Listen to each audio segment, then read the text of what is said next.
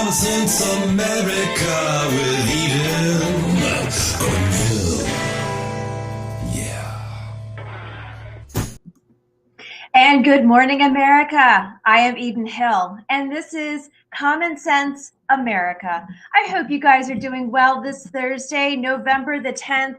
Wow, it is November the 10th. I can't believe it. We are just a couple of weeks away from Thanksgiving. But on that note, I wanted to share with you a couple news headlines this morning. I'm following the Lauren Boebert congressional campaign in Colorado, and there is a lot of tweets that are bashing her this morning. I am a fan of her because she is exposing the truth and she's taking out the toxic environment and the swamp of Washington, D.C.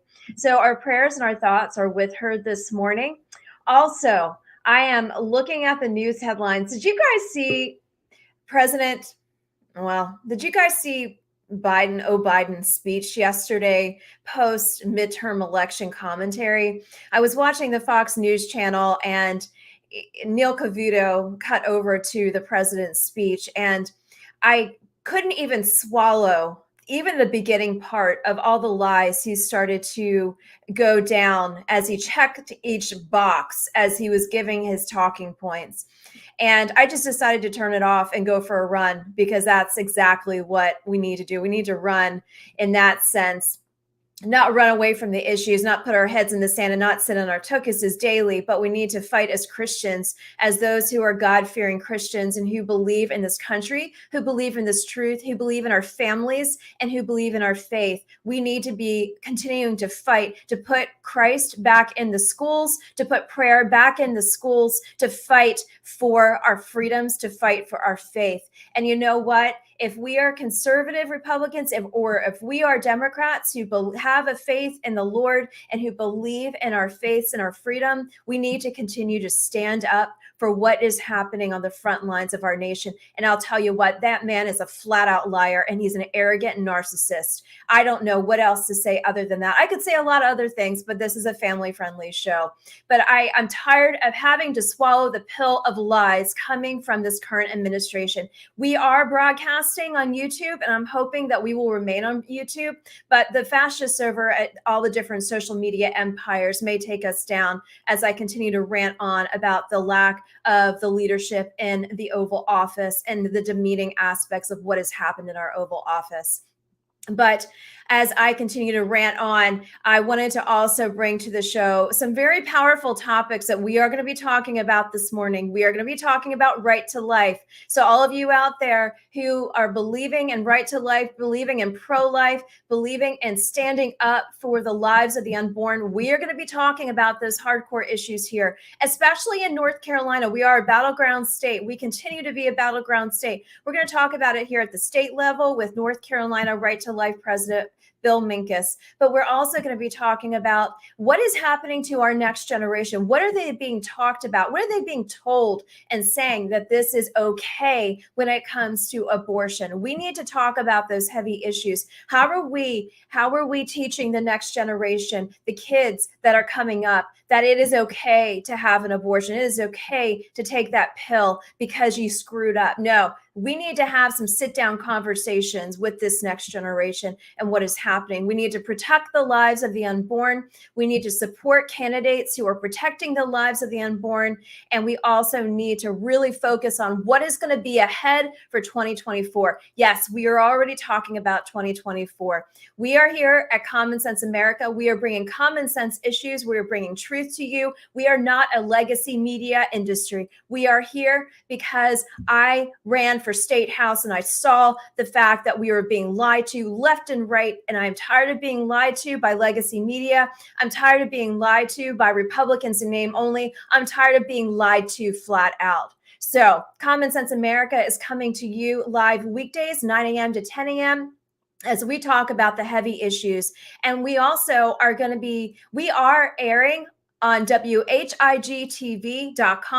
every Sunday now at 1 p.m. Eastern Time. So if you've missed a show here, you can go to WHIGTV.com, check out some of our special features, Sundays at 1 p.m. And then also you can go to the YouTube channel here at Common Sense America with Eden Hill and check out our news commentary, everything from parental rights, everything from pro-life, and everything talking about what is happening in the state of our nation, the state of our economy, and our kitchen table conversations. So on that note, it is a little after 9 a.m. Eastern Time. It is Thursday, November the 10th, and I am honored to bring over to the show the North Carolina Right to Life President, Bill Pincus. Hello, sir. How are you this morning? Welcome.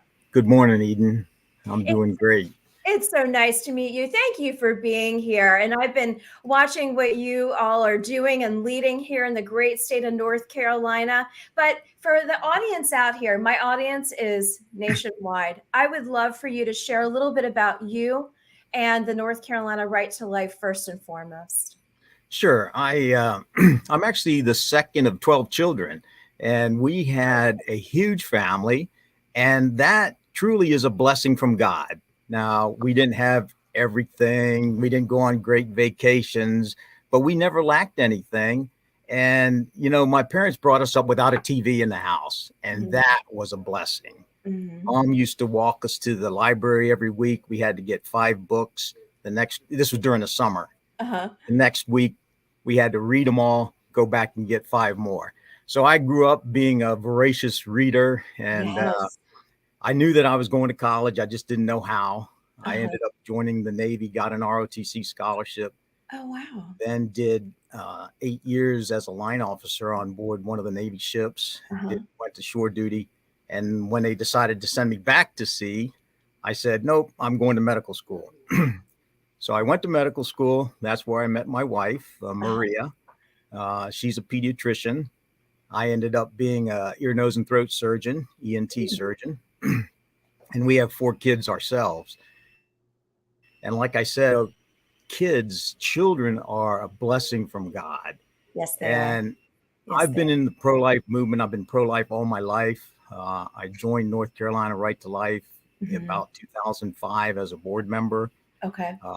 And then when the immediate past president, Barbara Holt, retired, I guess about 3 years ago, I stepped up to the plate. I had just retired from my practice of medicine, and God was calling me in this direction.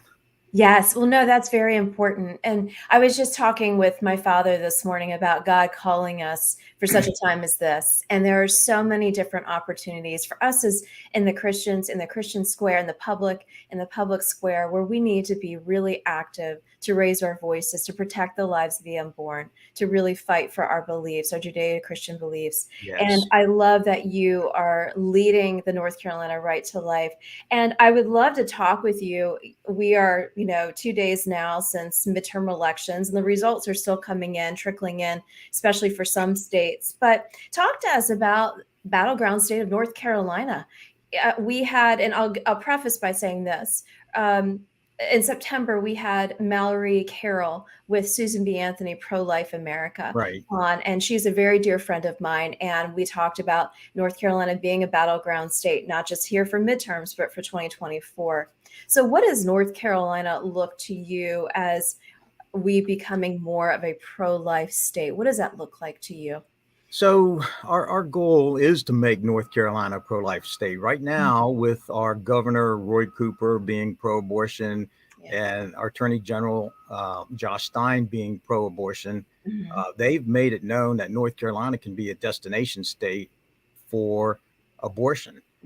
Many of the states around us have really tightened down on the restrictions on abortion. And that's the whole thing that the Supreme Court said. The Supreme Court said that Roe v. Wade was wrongfully decided because it was not the federal government's choice. It was the people's choice in the individual states. Now, obviously, we'd like to see abortion unthinkable throughout all 50 states. But here in North Carolina, we do not have a supermajority. We need 30 senators in the North Carolina General Assembly, which we got. So we picked up 2 seats in the Senate on the Republican side. In the House, we needed 3 seats, and we only picked up 2. Okay. So the Senate could override Governor veto a veto from the Governor Cooper, but Mm-hmm. the House is lacking in one vote if the votes went straight party line. Mm-hmm. But the interesting thing to me, Mm-hmm. our current law allows for abortion up to 20 weeks, Mm-hmm. no questions. Mm-hmm. We did put sex selection as one of the criteria. You cannot say, I wanted a boy, I have a girl, therefore I'm going to abort the girl, or Mm-hmm. vice versa. Mm-hmm. But right now, abortion is legal in North Carolina up to 20 weeks. Mm-hmm. Um, so if you look at the latest statistics, which Yeah. are on our website, there were 30,004 abortions in North Carolina in 2020. The 2021 statistics will be available shortly, and we'll go through that and post that on our website with what we call the Abortion in North Carolina report. We Okay. do that annually. Okay. It takes us a couple of months to sort through that data, but that's a very useful report on our website, www.ncrtl for North Carolina Right to Life.org. So when we look at our state, in 1973, that law limiting abortion after 20 weeks was passed by the North Carolina General Assembly that was composed of the majority Democrats. Okay. And so it's interesting to me today that very few, if any, elected Democrats are pro-life. They toe the party line. We want abortion up until birth. And that's horrendous because we know that life starts at conception. And I use an analogy of just like, an eagle or a turtle or a cow. Once that egg and sperm are united, it is not going to be another species. It's going to be a human being. And at that point, life starts. Right. It's a different stage. So when you look at us, you and me, we can't see the little baby in the womb. And it doesn't look exactly like us 4, 5, 6, 7, 8 weeks. But by 10 weeks, it definitely looks human. There's no question. 10 fingers, 10 toes, Yes. facial Yes. features. Yes. And that's the right stage for the baby at that time. Yes. So as we go through our, what I call the circle of life, we're conceived, we grow in our mother's womb. In 9 months, we're born. When we're a baby or even an infant, 1, 2-year-old, a toddler, we're totally dependent on our parents. We're totally dependent on our parents, just like the baby in the womb is totally dependent on the mother. And this is not really a political issue because it's a moral issue. It is. It's life. And life is precious. Life is a gift from Yes, God. it is. Yes, it is. And at some point, as we progress, teenagers, getting out on our own, going to school, getting our jobs, advancing our careers, having our families, getting old, and then finally we will pass. We will die at some point, and that's the circle of life. Right, right. So life is so precious, and it doesn't matter what party you belong to. Life is Life is life. Life from is God. life. Yes. It is such a beautiful thing. Yes. And we give glory to God with each and every one of us. Yes. Being a human gives us dignity. It doesn't matter if we're handicapped. It doesn't matter. There's all degrees of intelligence. There's all degrees of skills. I mean, we need people that will be in the construction industry, that will be bricklayers, that'll be steel workers. We need scientists that discover new drugs. We need physicians to help us take care of ourselves. Sure. We need the whole of society. And if we would focus our efforts on supporting families, there would be no need or anybody to feel a need. Well, I can't afford this child. I have to abort this child. And then it's the political, like I said, political versus moral. It's a moral issue. It's a human being. The baby is a human being. And we would no longer kill a toddler or an infant. If you can kill the baby in the womb, what happens if I don't like my teenager now, Right. He's Yeah, mouthing off to me. exactly. Exactly. Let me ask you this. As you were on the campaign trail in the past couple months, what were you hearing from voters in regards to the pro-life issue? Because I grew up in the Commonwealth of Pennsylvania. So that Senate seat completely went a completely different direction than what a lot of us were expecting. And it was at the forefront. It was the whole pro-choice commentary versus the kitchen table discussions of, do we have enough money to put food in our table and enough gas to put in our cars? And so let me ask you this. What did you hear as you were canvassing and talking about the pro-life issues? And what did you hear from the voters in this battleground state while you were out and about? So I did travel quite a bit. I put over 3,000 miles on my car. I spoke to a lot of different people. I was on a few radio shows just to Mhm. Yeah. promote the life issue. Yes. And I believe honestly that North Carolina is a pro-life state. The Mhm. majority of people, the vast majority of people do not want abortion as a primary means Mhm. to an end, you know. Right. Oh, I made a mistake, like you said at the beginning. Well, that mistake is a child. And I talked to a woman not too long ago who spoke out. She's probably in her mid 40s now, Uh-huh. early 50s, Mhm. maybe, happily married. She told her story that she was raped when she was 20 years old. Mm. And she was worried, but she knew it was a little baby inside her. Yeah. And her father, God bless him, encouraged her to keep the baby, and we would put the baby up for adoption. Mm. And adoption is such Yes. a wonderful alternative Yes. because you're choosing life. And even if you can't afford the baby or you're in a situation where it's a bad relationship, giving that baby up for adoption to a couple who wants a baby that probably Yes. can't conceive for Yes. whatever reason, Mhm. that are going to love that baby. And then you go to, you know, in the old days, it was just a closed adoption. Mhm. The child at the age of 18, they could petition the court to seek their birth mother or their birth Mhm. father, Mhm. and the court would contact them if they could find them and leave it up to the parent. Do you want to contact your child? Mhm. There's now an option where you have an open adoption Mhm. where you can interact with the family that adopts your baby immediately. Mhm.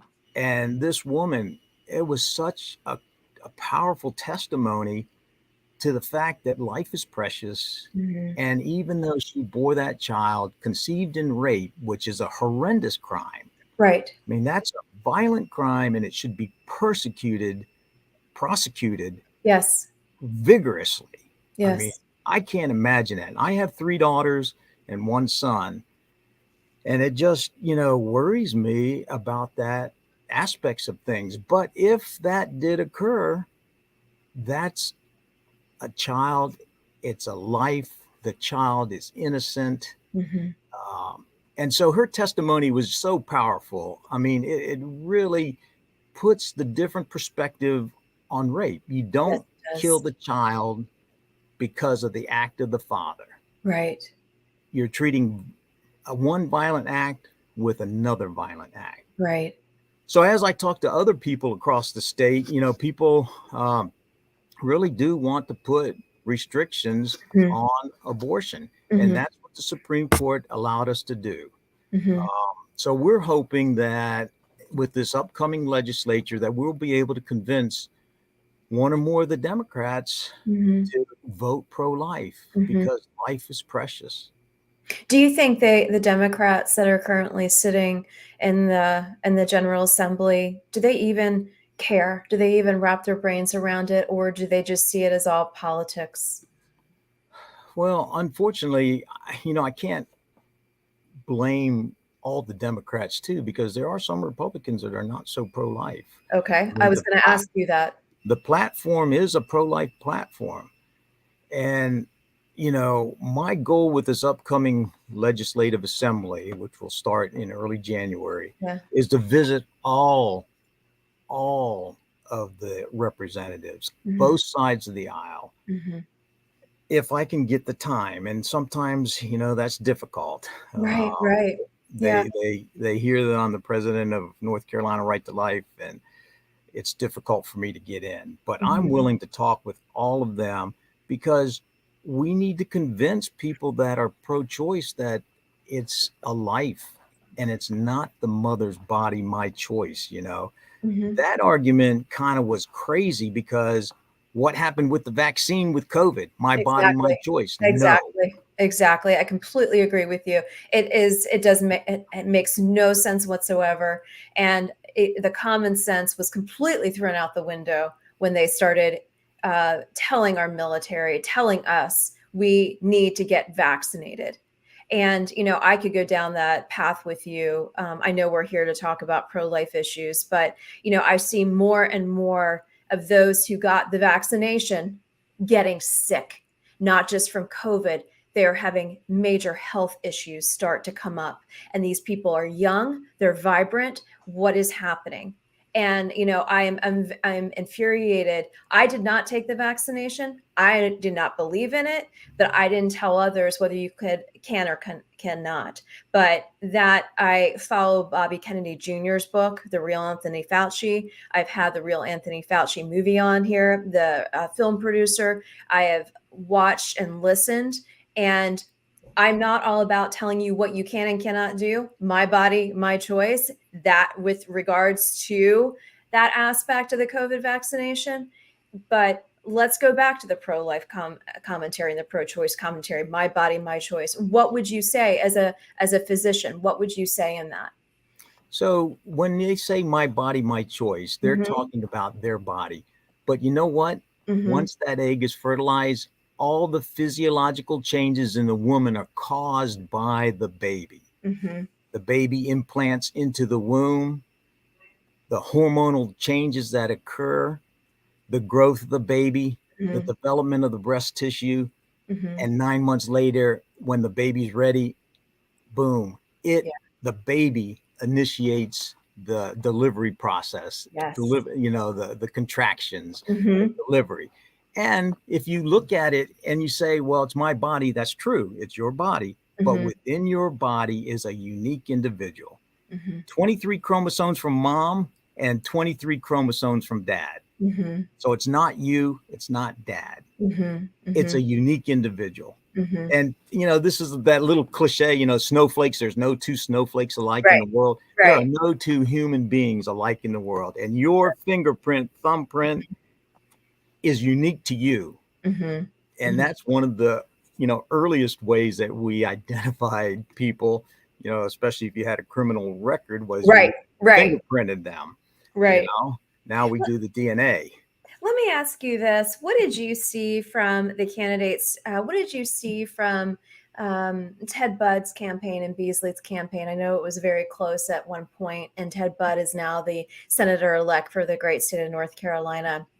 What did you see from his specific campaign, knowing that I had looked at your Twitter feed and your website and his commentary on pro-life issues? Do you think he will go to the United States Senate to protect life? Yes, and he had a good record in the House of Representatives, Hmm. voting the pro-life cause. Hmm. One of the things, North Carolina Right to Life, we're not totally independent. We're an affiliate of Hmm. National Right to Life. Hmm. So Hmm. National Right to Life was actually started in 1968. So Hmm. that's 5 years before Roe v. Wade came down, Right. Right. because a group of concerned Christian people Hmm. saw the direction that the country was going and said, we have to do something about it. Hmm. So there are affiliates in all 50 states Hmm. of National Right to Life. Hmm. And National does a great job keeping the political scorecard Hmm. for the national elections, the Senate, the And US House. Congress. Hmm. Hmm. Um, we do similar things here in North Carolina because we have the voting records of all the pro-life bills and who voted for them, who Right. voted against them. Right. And when we vet candidates, we send out a very comprehensive questionnaire. Now, the unique thing about us is Hmm. we don't share that candidate questionnaire. It's not public. It's used Hmm. only for our in-house. Hmm. And Okay. because of that, you know, candidates feel that they can be more candid with us. Mhm. We want to know their positions. We want them to tell us honestly. And Mhm. then, we work to educate. Education is so important. Mhm. And even in the schools and the high schools, they Yes. teach children, and they're teaching them some crazy stuff these Yes, they days, are. Yes, they but they are. don't teach them about pro-life. And so, one of my major goals in North Carolina Right to Life is to reach the young people. And we have a summertime camp. It's a 3.5 day camp, Mhm. overnight camp. First Baptist in Morehead City has graciously allowed us to use their facilities. Oh, that's great. And we have 3.5 days of intensive pro-life training, discussions, um, skits, exercises that we do. And the kids have a great time, and they come away just, wow. And it's so important. This is for high school students. Mhm. Um, and it's so important for them to hear this because they're right in the forefront of all that peer pressure that Yes. I remember, back Yes. in high school Yes. and Yes. young adult. So it's so important to equip them with the pro-life view based on science. I give them a degree. I give them a lecture on embryology. Okay. So we talk about, what happens during all 9 months of pregnancy. Mhm. We have some of the legislators come in and talk to them about, well, this is how a bill gets proposed, goes through committee, Mhm. goes through the General Assembly, Mhm. and goes to the governor to be signed Mhm. or vetoed or not signed. So Mhm. we cover all aspects. We have some people from the pregnancy care centers come in, tell us That's what great. they do, That's great. show us their ultrasound bus, and then we take the kids to the beach one afternoon to have a little bit of Sure, fun. sure. Well, let me ask you this. Let's break that down. I want to go back to the next generation piece. My husband and I mentor a lot of kids here in our area. We did not have the opportunity to have children. We got married later in life, and what we have done is really invest in a lot of kids in our area. But let me ask you this. As we are seeing kids grow up a lot faster, they are exposed to more than we ever were. You didn't even grow up, you didn't have a TV growing up. It was books, it was family. I grew up, didn't have a phone till I got to college. Now these kids have phones. They are exposed on TikTok and Snapchat and all the fascist social media from China that are infiltrating their little brains. And my biggest concern is, is it is it the parents' fault? Is it the school's fault? Do I don't want to place blame on anything specific, but I do want to get to the very root and the issue.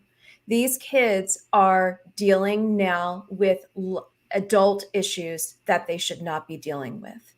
Where is it that we need to be mentors, you as a guardian, you as a parent, etc.? Where do we need to be more involved to make sure that we are being more preventative? I love the fact that you're doing a summertime camp for these kids and getting the high school students over there and really educating them.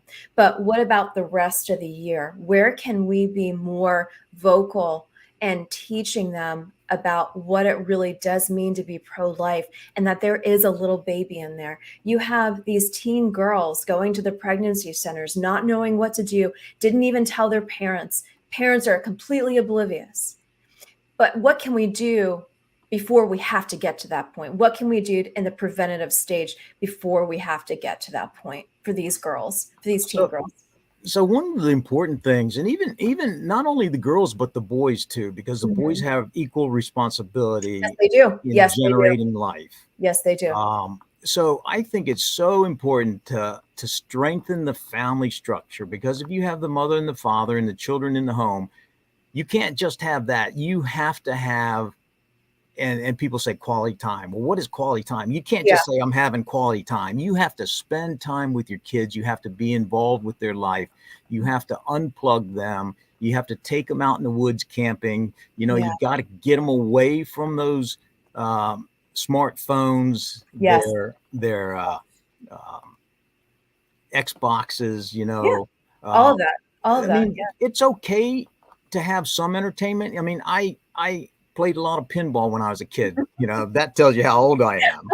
You know, but um, if you obsess with it, it's going to affect you. And it's Mhm. interesting because you brought up, well, what can we do and why these kids are dealing with these adult issues. Freud, which was a psychologist back in the Mhm. early 1900s, Mhm. came out and said that there's a latency period where boys just want to be with boys and girls just want to be with girls. They don't care about sex. They don't care about anything. It's not until they're 10, 11, 12, or maybe 11, 12, 13 that they start noticing the opposite sex, Mm. unless we sexualize them. And Right. that's what's so wrong with our society today, Right. because people say, well, sex is fun, it feels good, it has no consequences. They don't want to take responsibility for the fact that it's a procreative act and you can Exactly. bring another human being into the world. So it is so important just to talk with the kids on a routine basis. We go to churches, we go to civics groups, we are present at the state fairs. We Mhm. have our little model that shows the baby at like Yeah. 8 weeks, 10 weeks, 13 weeks. We have a pair of twins at 15 weeks and 20 weeks. And you should see the kids when they come by. They're like, wow, and we tell them, well, that's the little baby in mommy's tummy. Yeah. And we have a lot of pregnant women stop by too. Oh, this is where Yeah. I am. This is where I am. So, I mean, that's one of the important things about education. And we always want to represent life positively, even Mhm. in the most heart-wrenching cases, because, that next little baby could be the one that goes to Mars and comes back, Yes. Yes. invents the Star Trek time Yes. warp, Yes.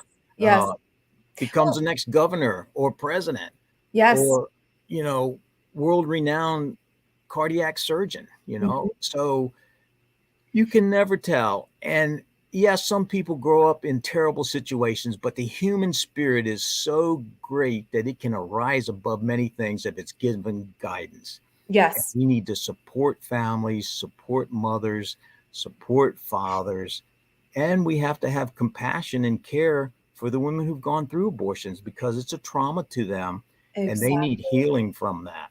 Exactly. I want to go back to that statement, but let me ask you one other question with regards to the next generation. How receptive are the high schools to North Carolina Right to Life uh, engaging their student bodies?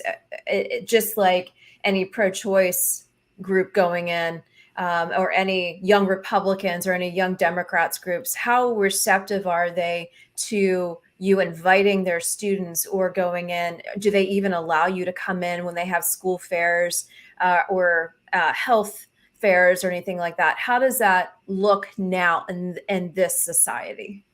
So it is difficult because people say that we're indoctrinating their kids, and But we'd especially rather I as them a be cats and dogs. right. Right. Right. Okay. Okay. uh, Okay. I just had to put that in there. Just comment.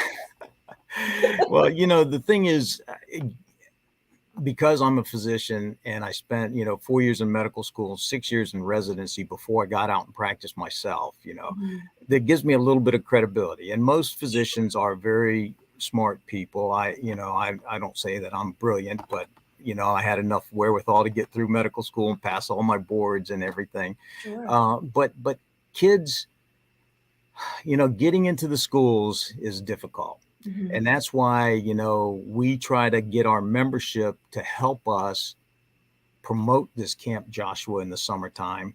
And Okay. we'd like to have, right now we have this major overnight camp in the East. We'd Okay. like to have one in the West too. Okay. I just haven't found a facility that is within our budget. Everything's a budget. I Right. don't get paid.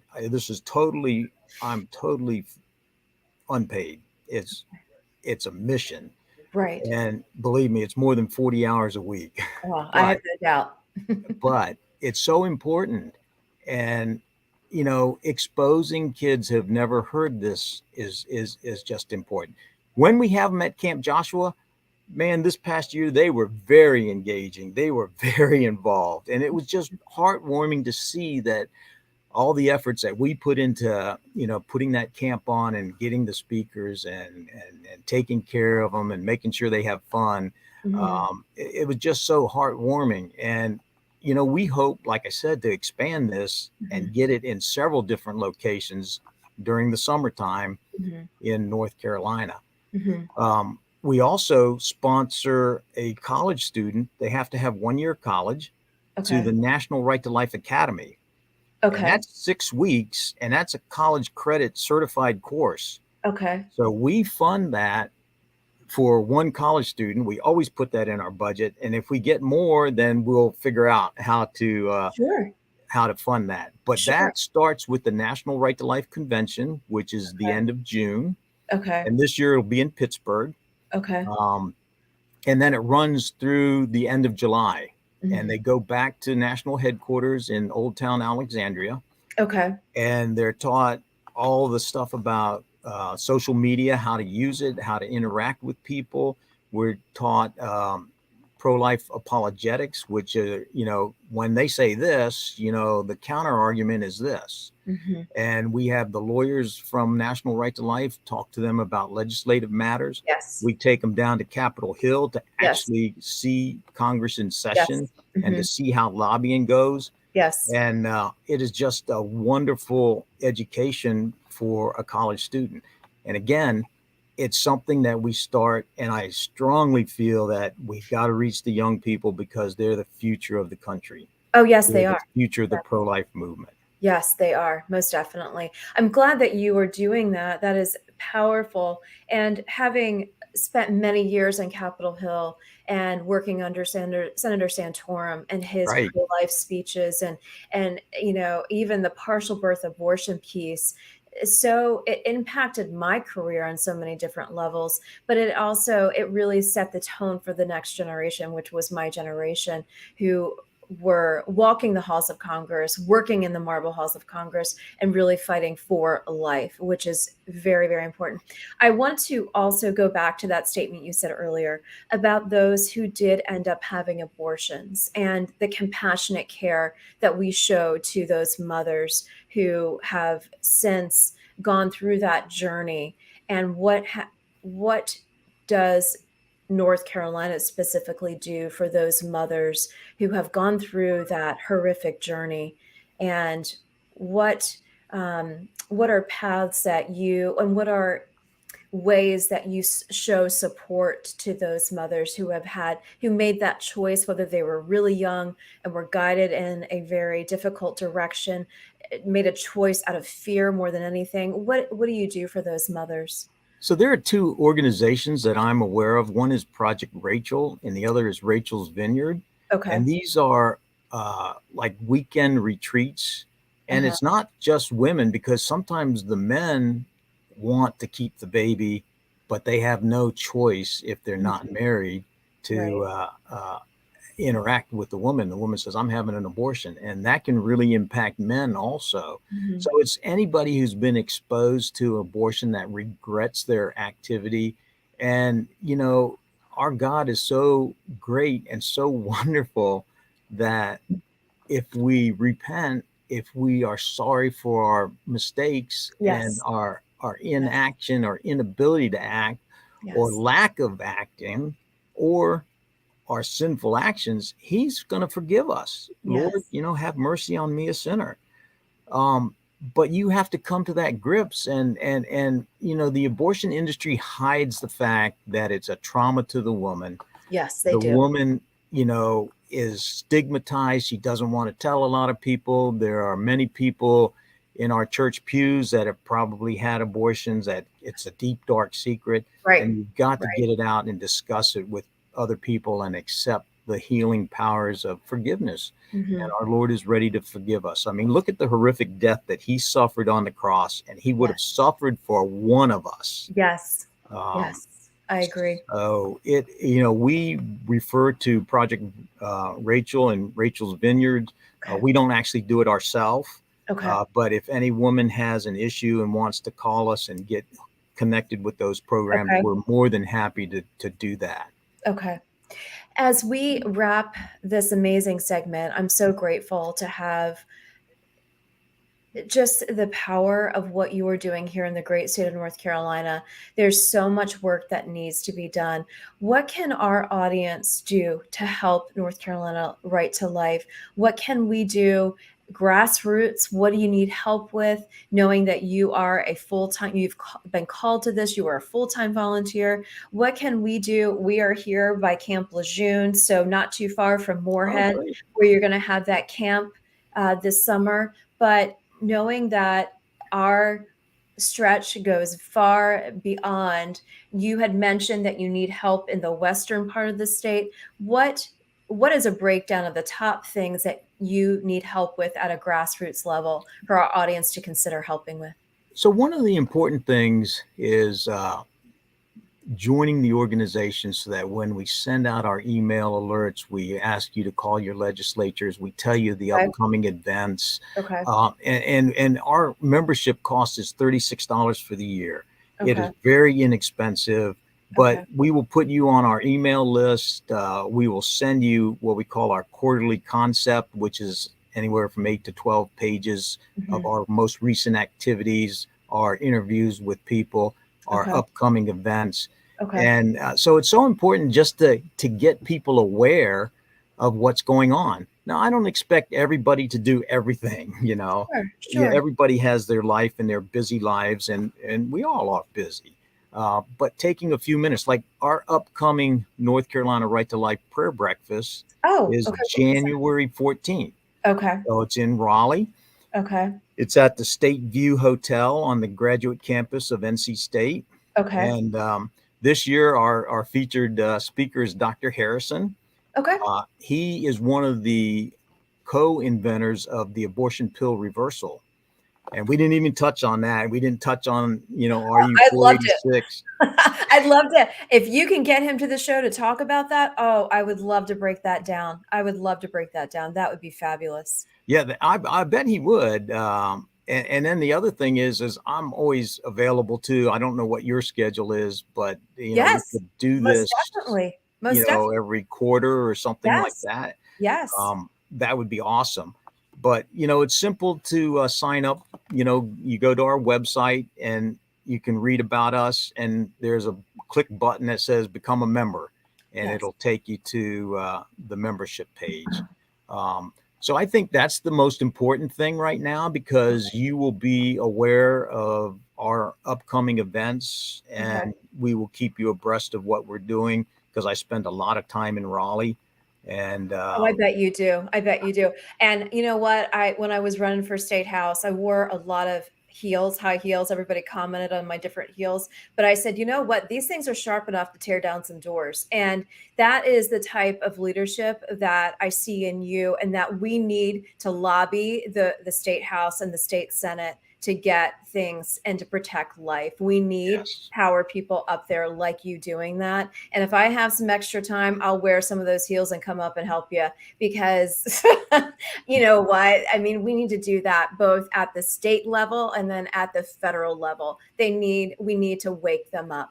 Yes, thanks, Eden. I appreciate that. Oh, my pleasure. My pleasure. Yeah, I mean, we need to. There's so much work to be done for us as Christians in the public square. We cannot be sitting behind our desks 24/7, knowing that there is so much to be fought for the next generation, and to just awaken the sleeping giant that is, and especially that empty suit. And I can say it, you don't have to, the empty suit that we've got in Raleigh. And, we need a leader. We need a powerful leader at the helm for this state. And we need to keep our state. We need to strengthen our families. We need to be that pro-life state. We do not need to be continuing to sexualize this society, especially in our schools. So we are behind you here at Common Sense America. Any final words?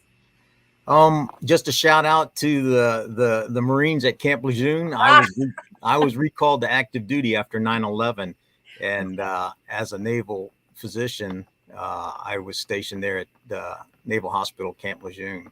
So Oh, well, I thank you. Thank I you have for your fond birthday. memories, and the Marines are great.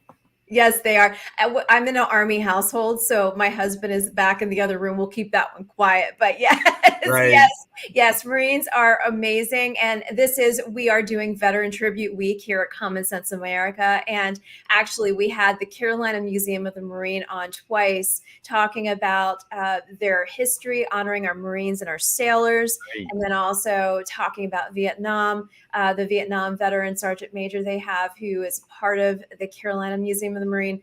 And tomorrow, we will be having the Blue Angels Legacy Foundation on to talk about the invisible and visible wounds of our Marines, sailors, and our soldiers. So we are all about veterans here at Common Sense America. So thank you for your service and what you did as well. And happy birthday to the Marine Corps. Amen. Thanks, Eden. My pleasure. I look forward to having you back quarterly basis. I would love it. And I would love to meet Dr. Harrison, and send me anything you have, and I will be passing it around on the social channels, and we'll be getting your message out there. So thank you so Great. much. Thanks. Thanks for having me today. My pleasure. God bless you. We'll see you soon. All right. Bye-bye. Bye-bye. And for all those who are tuning in, this is Common Sense America. I am Eden Hill. We're going to take a quick break, and we will be right back. Thank you so much for joining us on this very powerful segment talking about pro-life.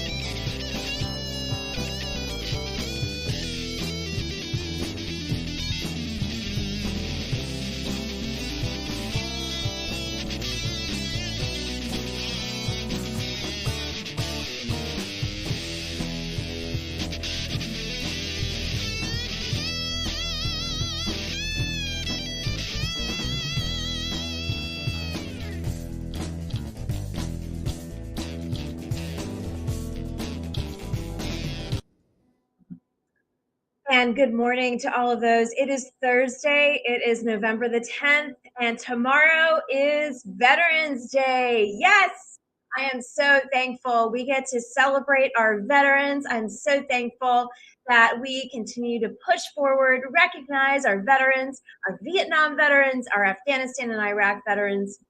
And I'm so grateful that tomorrow we get to have a retired Marine aviator, go Marines, happy birthday, Marines, joining us to talk about the Blue Angels Legacy Foundation. And he is the vice president of that. We will be talking about what they are doing around the nation, helping our veterans with both visible and invisible wounds. And we are excited to announce some of their big events that will be happening in Pensacola as we head into the new year. So we're excited to pay tribute to our veterans through the Blue Angels Legacy Foundation. Also, if you missed our interview on Monday with Dr. Jennifer London and also POW Everett Alvarez, the author of Chained Eagle, we will be airing that. It will be aired on WHIGTV.com on Sunday, this Sunday, the 13th at 1 p.m. They will be featuring Dr. Jennifer London.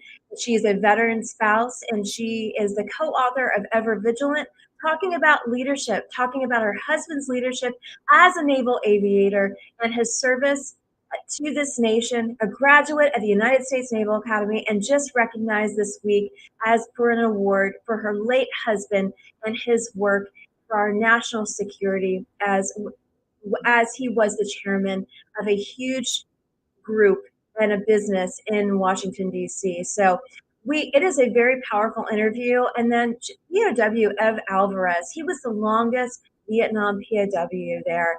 He spoke a lot about being an aviator, being shot down, and he talked about his friendship with the late Dr. Jack London and the book Ever Vigilant. And he also talked about the future of aviation. And we also did a more lighthearted conversation about Top Gun Maverick. And he had some great insights in that as well. So if you missed the interview, go to WHIGTV.com. Sunday at 1 p.m., they will be airing that episode, honoring our veterans in this Veteran Tribute Week. It has been a very powerful week, both for our midterm elections and also our veterans. On that note, just a couple last minute things. I was reading the news headlines. I did sleep in this morning, and I've been drinking extra coffee. I must have really needed to sleep in. I didn't even get my run in this morning. So I am just sitting here looking at the news headlines, and a couple things that are really just striking to me. On foxnews.com, I went in just to, kind of gather some more intel on the lies that were told to us yesterday by the sitting whatever. And during the press conference yesterday, he said that he would not do anything differently in the next 2 years, given the fact that 75% of Americans believe the country is headed in the wrong direction. What does that tell you? Well, no, I know what it tells me. We are looking for a leader. We are looking for a leader. And you know what? I looked at the New York Post yet again this morning. I love the New York Post. It is very conservative considering it is covering New York City. It is a national newspaper. I love it. I absolutely love this newspaper. They talked about, yes, this. Florida, Governor Ron DeSantis. Not so secret political weapon, his wife, Casey. Yes, ladies and gentlemen, always look to see who's behind that candidate. Look. And you know what? He is powerful. He is a journalist, she's a cancer survivor, and she's the mother of 3. Say no more. And he looks like a first-class Jackie Kennedy Onassis, not what we see in the White House right now. So if we're looking for a leader, I'm just putting it out there. Yes, Governor Ron DeSantis. He is the future of the GOP. Yes, he is. I am grateful that we have had endorsed candidates from the great state of Florida join the show, talking about parental rights, talking about the school boards, talking about education and not indoctrination of our students. And that is an example that needs to be set for the rest of the United States. Hey, Pennsylvania, are you listening? I don't think so. Question.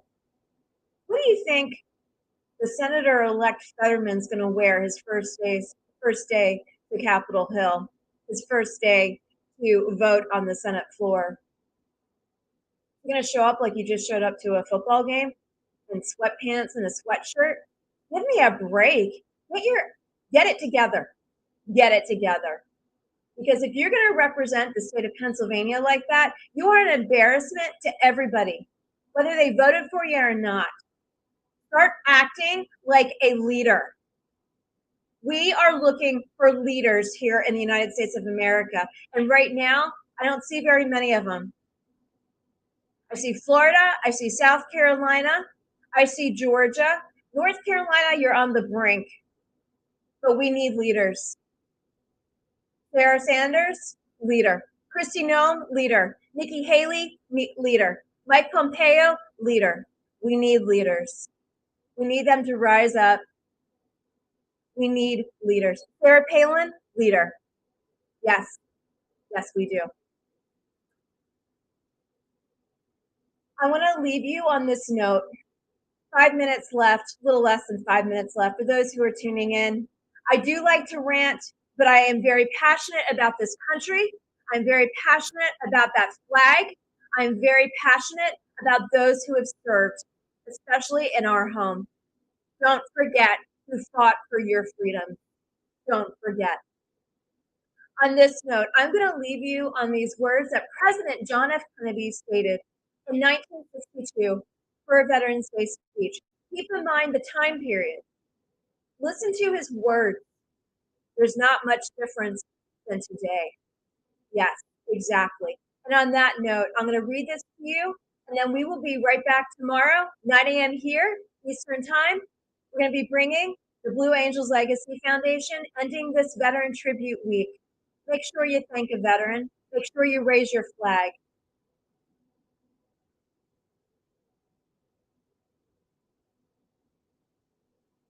Remarks by President John F. Kennedy, Veterans Day National Cemetery, Arlington National Cemetery, November 11th, 1961. Today we are here to celebrate and to honor and to commemorate the dead and the living. The young men who in every war since this country began have given testimony to their loyalty to their country and their own great courage. I do not believe that any nation in the history of the world has buried its soldiers farther than its native soil than we Americans, or buried them closer to the towns in which they grew up. We celebrate this Veterans Day for a very few minutes, a few seconds of silence, and then the country's life goes on.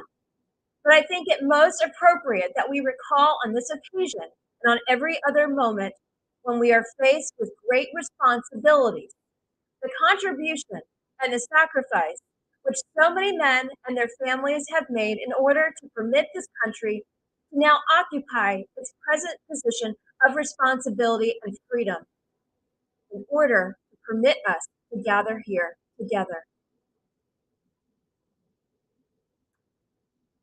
In a world tormented by tension and the possibilities of conflict, we meet in a quiet commemoration of a historic day of peace.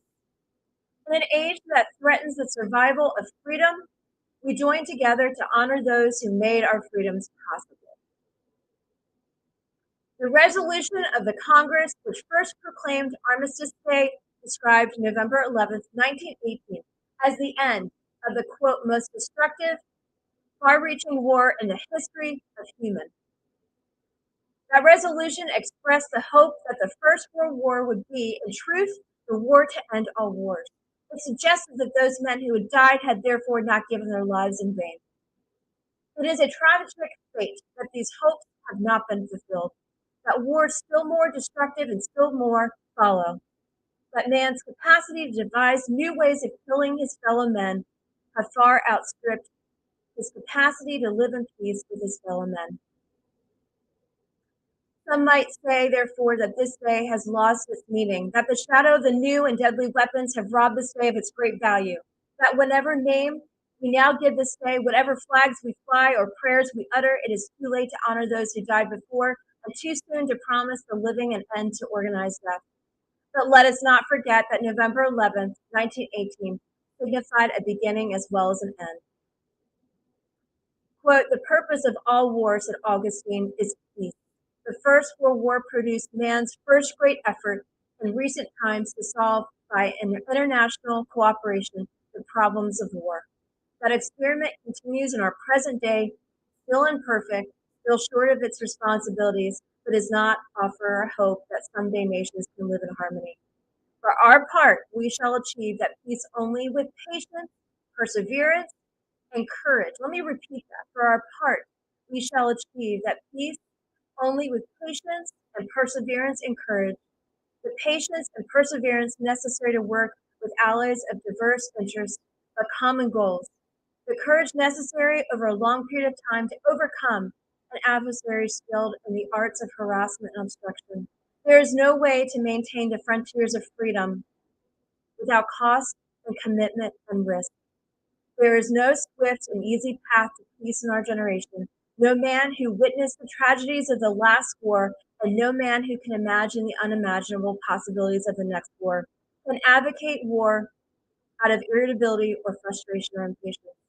But let no nation confuse for perseverance and patience with fear of war or unwillingness to meet our responsibilities. We cannot save ourselves by abandoning those who are associated with us or rejecting our responsibilities.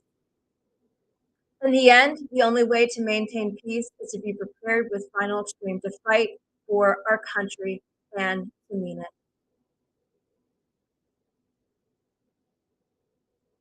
On that note, God bless you all. Be strong, be courageous, persevere, and be patient. I will see you tomorrow. Thank you for your support here at Common Sense America. We are all about common sense. God bless you all.